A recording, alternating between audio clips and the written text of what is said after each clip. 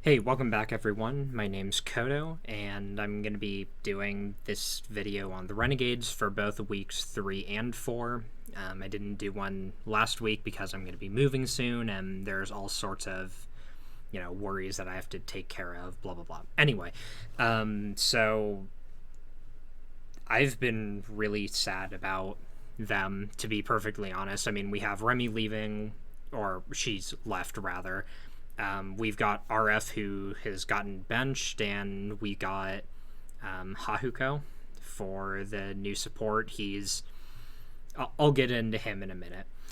Anyway, so yeah, I'm not really sure where to even start with them, but I decided to call this video 2 weeks, one problem, because I've really seen one big problem in both the weeks, aside from, all of their other normal problems. This week, or rather these last 2 weeks, they've been getting caught out a lot. And by a lot, I mean, like, throwing the game, getting caught out a lot. So just kind of to recap, in week 3 they played against Immortals on Saturday and CLG on Sunday, and in week 4, this last week, they played against C9 on Saturday, and TSM on Sunday, which they should have won the TSM game, but we'll get into that in a second. Anyway, so why is being caught out like such a big problem? I mean, it's getting caught out, but I kind of bring it up specifically because it really, like I said, just lost them the game in their game against CLG. Alex East died, 4 times, 5 times, something like that, but he got caught a lot by LeBlanc. He had to use a lot of resources to, escape from her. In their game against C9, all 3 of them, or rather, 3 members at a time would walk into the Oriana Shockwave, and then they would throw a fight. And this happened about 4 or 5 times. TSM, they got caught by the Fate's Call Alistar headbutt. Not sure why. And on Immortals, yeah, they just got caught, and they lost a lot as a result. Okay, so anyway, kind of getting into it. Looking at Immortals first, one thing that I always say about these guys, the Renegades, and what I keep saying is they have awful draft phases. And it's not any different this week, and it hasn't been any different for the past, 2 weeks now. Thankfully, they've decided to start banning Gangplank, besides against their game in CLG. But they didn't ban Lulu, and they didn't pick up Lulu. And once again, I'll talk about that at some point, but they didn't pick up Lulu. Anyway, so against Immortals, they didn't ban Graves for whatever reason. They decided to ban Quinn instead. This is a little bit of an issue. Okay, I understand that the Quinn has been going around as the top counter pick to Fiora, and she's strong in the top strong top because she can just bully people out of lane. Okay, blah blah blah. I get that, but Graves is still stronger than she is. Why would you prioritize the Quinn pick, or rather the Quinn ban, over the Graves pickup, especially since they're giving it over to Immortals, who's the best team in the NA LCS right now? I don't know. Anyway, so they decided to take the Nidalee away from Reignover, but it really... Okay. Picking champions away only works really well, and it's only, very effective if you can play that champion also. Crumbs can't really play Nidalee. It's not like he's a bronze player in Nidalee. It's not like he's trashed here or anything like that, but he can't play Nidalee to the level that he can play, Rek'Sai or Elise, which, okay, it's not really saying much about his Elise, granted, but you get my point. Noticeably different and noticeably lower skill level on that champion. They also banned Janna, which I thought was kind of a interesting choice because, once again, granted, Lulu wasn't picked in this game, but she also wasn't banned. I understand that Adrian plays Janna, but even in context of Renegade's team comp, it didn't really make sense why they would why they would ban Janna. I mean, okay, she stops the hard engage, but they were going for a poke comp anyway. She shields the turret, but the objective is to poke them off the turret in the first place, or use rapid fire cannon to poke the turret. And they just got outpicked by a Soraka anyway. And granted, Adrian's been doing really well on this Soraka. You know, his setting up combos with the silence field and all that stuff. Okay, anyway, that's great. But the Janna ban didn't really make sense to me. Anyway, so now that we're actually into the game, as the game progressed, they just got caught over and over and over again.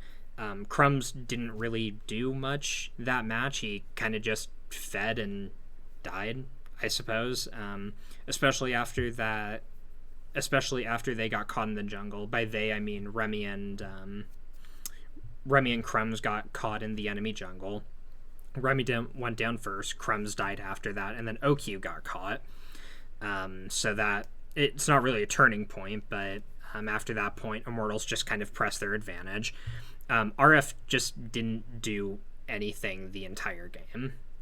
I mean, he was completely ineffective. Granted, I mean, what do you really do in that situation? But yeah, he didn't make any impact on the game, and they got caught over and over, and Immortals just pressed their advantage and they won.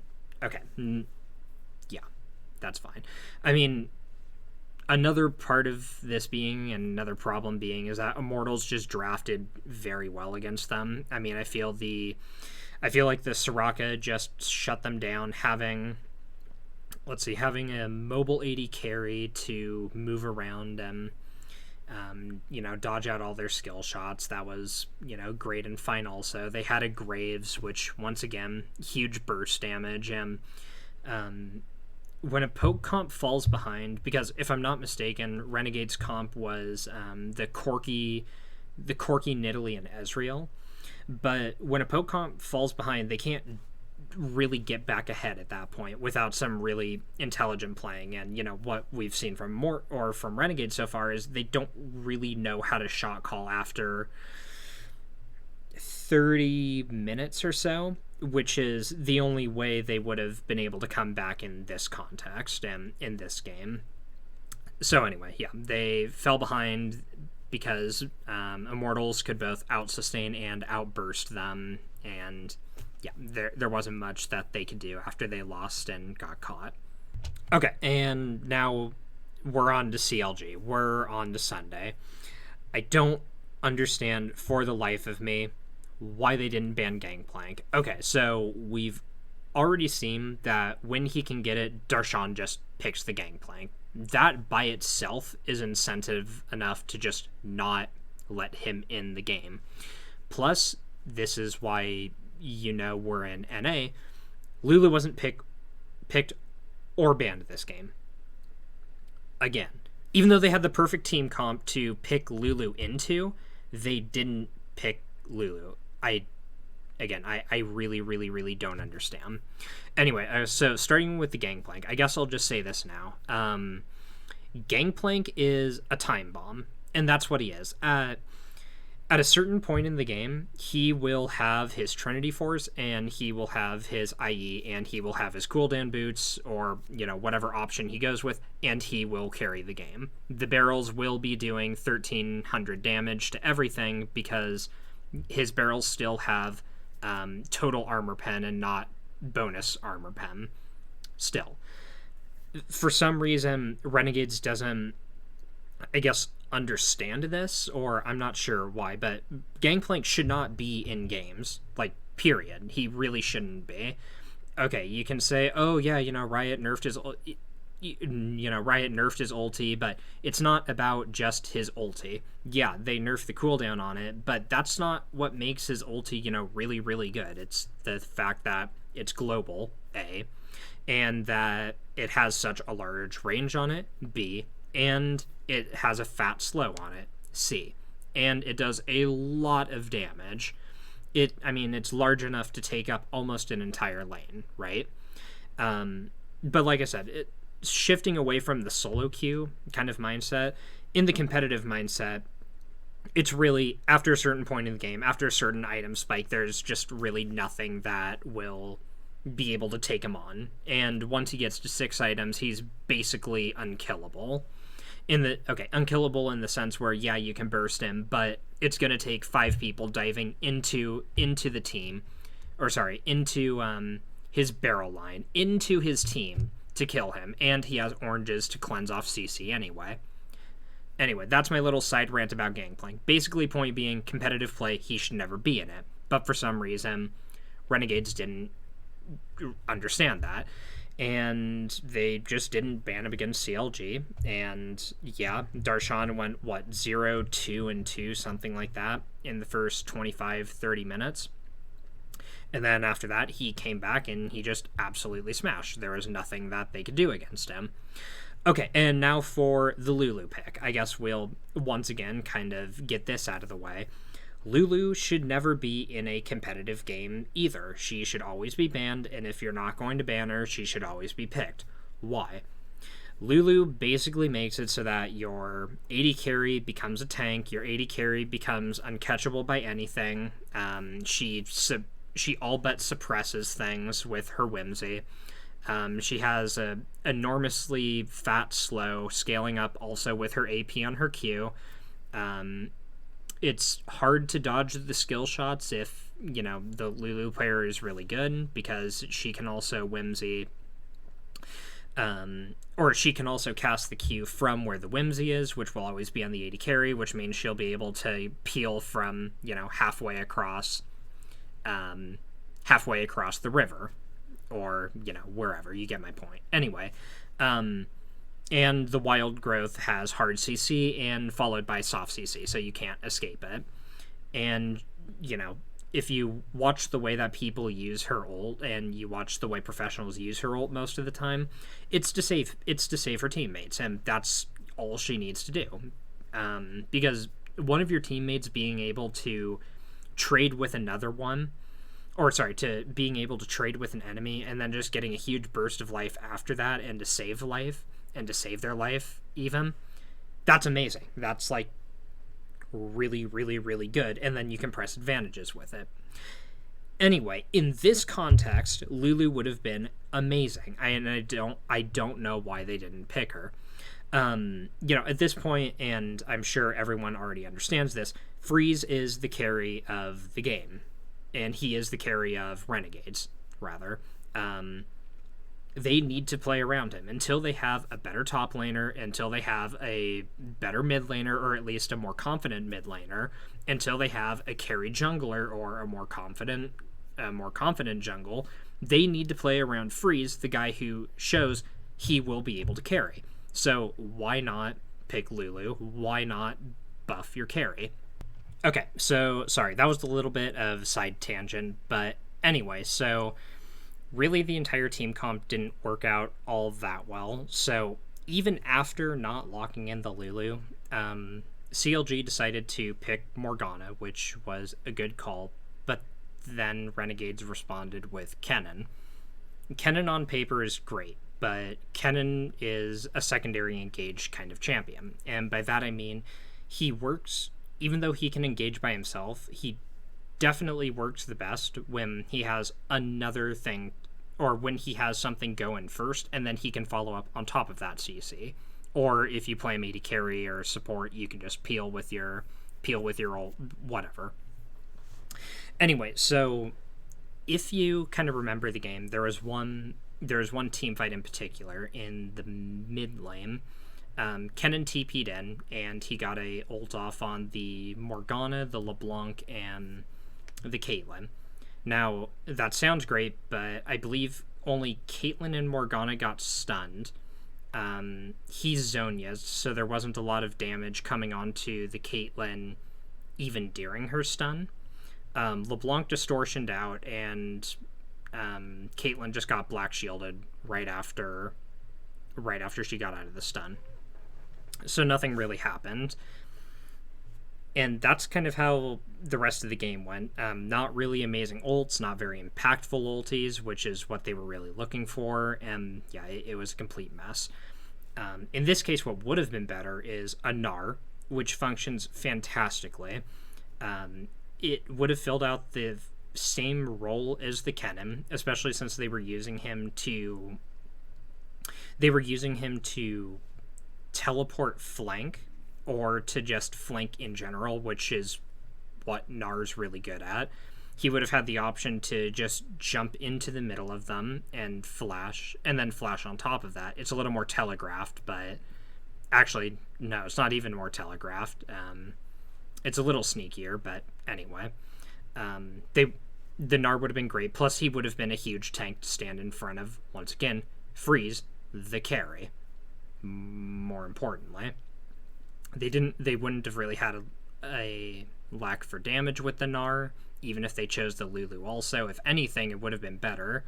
Gnar functions as great primary engage, since he can jump in and ulti, though Lulu, if they would have chosen Lulu instead of the Corki, would have been fantastic also, because Gnar jumps in, he ults, and then he ults and then W's, and then right as they're coming out of the stun from the W, Lulu can knock them up again to chain CC them. That's it. CLG's done. I mean, the entire team is dead.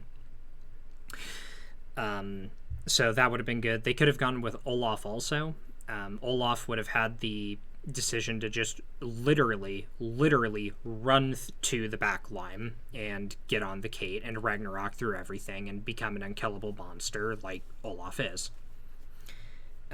Let's see. This is also the game where Alex Ish got caught multiple times by the LeBlanc, and I think everyone was doing fairly well as far as kill deaths go, besides Alex, who was 0-4 he was 0-4 by the time everything started going to shit, I believe. But yeah, he got caught by LeBlanc. He was forced to use the package a lot. He was forced to just blow summoners, etc. He just really died. Or rather, he just straight died from being picked by some of these. Let's see. And then also Remy, despite playing Thresh, wasn't very impactful on it. She missed a lot of hooks, couldn't really do anything, etc., etc. Overall, the CLG game wasn't that great. It just felt like they weren't really on the same page, and they just drafted really, really, really, really, really poorly, in my opinion. Okay, sorry, not trying to make this video too long, but anyway, so in the C9 game in this last week, really C9 just played so well and played really, really well against them. Rush and Jensen just carried the hell out of the game. It was pretty impressive. Okay, so to start with, their super fast lane push was C9's, was fantastic, and it was a great counter to the Quinn, because they ended up pushing the Quinn RF over and over and over into the turret, and he got denied a good amount of CS, but more importantly, he wasn't allowed to roam the entire game, which is really, what you'll choose Quinn for, despite being a Fiora counter. He got smashed. He got caught.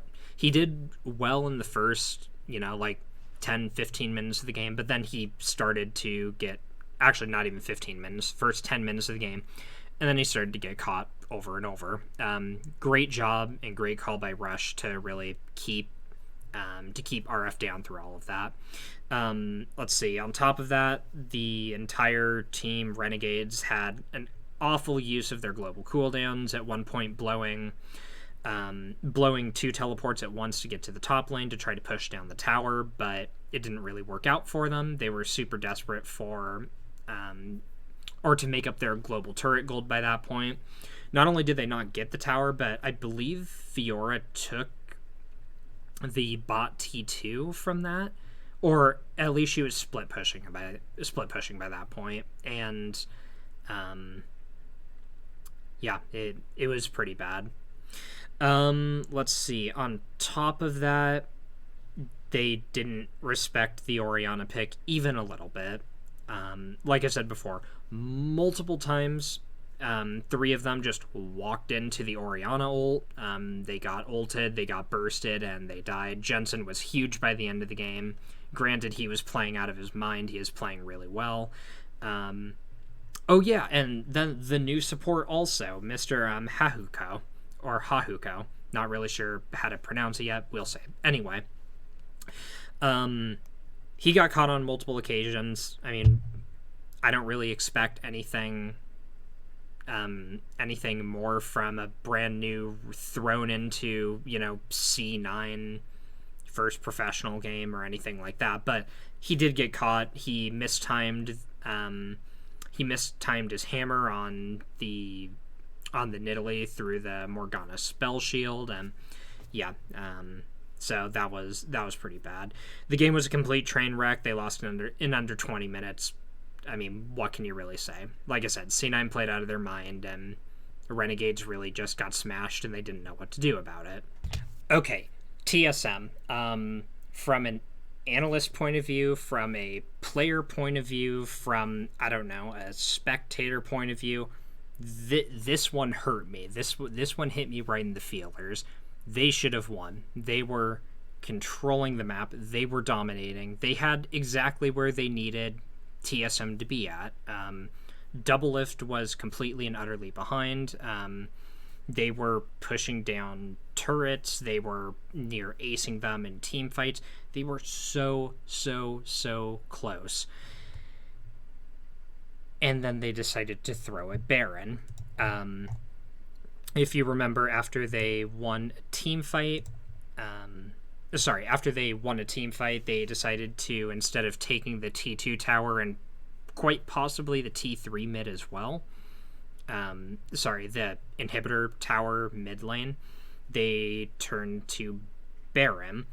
And I understand the rationale of the call, and I assume that Crumbs thought that Doublelift had beat by that point and had to go back to base to heal, so they could take it within that time. That said, they didn't realize that red buff was up, and they didn't realize that Doublelift went to red buff to just lifesteal off of it and stick around for the Baron. So, I mean, also really good call by Doublelift, or whoever decided to shot call that, assuming Doublelift didn't. Anyway, yeah, so they were controlling the entire map. They got shut down, or they shut down TSM, and then Doublelift got a quad at Baron, and it was over after that point. After that, it was hard to get onto Doublelift, and after, I don't know, like 7 or 8 minutes, they just didn't get onto Doublelift. He was free autoing the front line. He cleaned up the back line. It was really painful to watch. Okay, so getting into like kind of the more specifics of the fight, or of the match, Hahuko and just all of them kept getting picked off by the Fates call and the headbutt, or Alistar setting up the flash pull of headbutts. Once again, getting picked over and over again. It was just, it was pretty awful. They first picked the Nidalee, which was really bad as well. Like I said before, Crumbs didn't really show up on it. In this game, he didn't really do anything with it. This is also the game, actually, that Flares first debuted in, and he did great. He smashed Haunsers. He went, 2-0. He was 3-0 at one point. He did really well, and he was gearing up to be a split-pushing monster. But because the rest of his team wasn't doing that well without him, he was forced into fights, and he was forced to, really come help his team. He never got to become a split-pushing monster, especially after they threw a Baron. And it just went downhill from there. He lost his advantage, unfortunately. I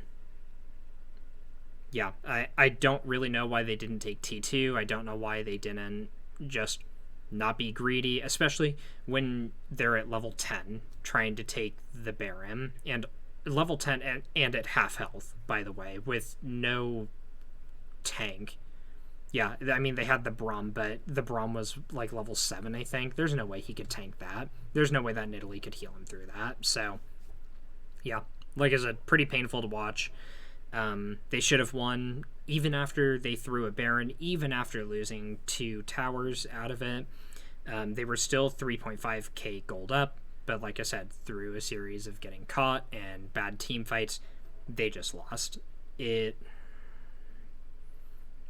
don't even know what to say about it. So anyway, kind of talking about Hahuko for a second. I haven't seen enough of him, but I kind of like it. If you watch his Braum, for example, he had the right idea and he understood what to do. Besides being picked off by Fate's Call like 4 times and getting Fate's Call headbutt rather, he knew what to do. There was an early gank or an early bot lane gank, like right as they hit level 6, I think, where he just very smoothly jumped into double lift and ulted up, and then ulted him up. And Nidalee came in from the gank. It looked really good for a second there. I mean, I thought it was a little bit impressive, but that may just be me. As for his future on the team, I don't know, but I think they could probably make him into at least a passable support, as long as, he just wards and counter wards and sweeps and can do mechanics and such like that. But anyway, that's a side tangent. Okay, so now we get to how do we fix this, and I don't really know. I guess I could say more map awareness and just faster pingings and responding, but that seems like kind of a cop-out answer to me, despite that's kind of what was needed in this case. I think they need to draft a whole lot better. Quite frankly, I don't think Crumbs can play Nidalee. I think that Nidalee is really, really good if she's played well, and if she can play it, or if she can be played at the level of animation canceling. If she can be played at the level of constant invading, just go ahead and check out Rush or any Korean jungler, or any Korean jungler main who plays Nidalee. Watch their games; they're great at playing Nidalee. Once again, I'll keep saying this: Lulu, Lulu, Lulu, Lulu, Lulu, or Gangplank if you're not going to ban Gangplank. Yeah. So also another thing about the drafting phase that I didn't really touch on before, and I kind of want to, is it's not very fair for the players to have to play against all of these power picks every single game. And so I do give them that. I don't know who does the drafting, and I don't know if it's like a team thing. I don't know if it's just a coach thing. I don't know if it's Crumbs and the coach, but assuming it is the coach, he's doing a really shitty job, and he really needs to, or whoever's responsible for it needs to take that into consideration, that forcing the players to play against power picks like Gangplank or Lulu or Lissandra every single game really sucks, and that's a really hard position to be in. So I guess my heart goes out to them a little bit, but that's another thing to take into consideration. And I'd say the last thing would just be shot calling. Don't do 20-minute Barons at half health. Take into consideration where the AD carry is going to be. The red buff is up. Buffs in particular are just such a high priority in general that in a lot of games we see AD carries, even with their base being pushed down, often the jungle taking red buff. That should tell you something, and that should be respected, especially in a 20-minute one of the best AD carry or a 20-minute Baron with playing against one of the best AD carries in North America. Yeah, so anyway, that shot calling needs to be fixed up. Their late game shot calling, like I said, after 30 minutes, they just don't know what to do. They don't have a good split pushing strategy. They don't have a good team fighting strategy. It's just a mess overall. But anyway, I'd start the team fighting. They're just gonna have to learn on their own. There's nothing that not nothing, but that's kind of a player problem. I think the first thing that they need to work on is better drafting. definitely. That's just a common issue. It has been for a month now. And better map awareness, because you can't get caught out in LCS. You can't get caught out in anywhere. I mean, if you're gonna be lazy and play challenger and solo queue in a lazy way, okay, that's fine, but don't bring it to the LCS with you also. Yeah, so I think that kind of wraps it up. Like I said, 2 weeks, one problem. The problem being caught, primarily. Anyway, so yeah, I hope this was at least a little bit insightful. I hope that my analysis was a little bit on point. I hope that you guys, come back and watch my video for next week. It should be interesting, since they're going to be playing against Team Liquid again. Team Liquid and Echo Fox, so let's see if they can beat either of them. Anyway, yeah. Thanks for watching, and have a good night, guys.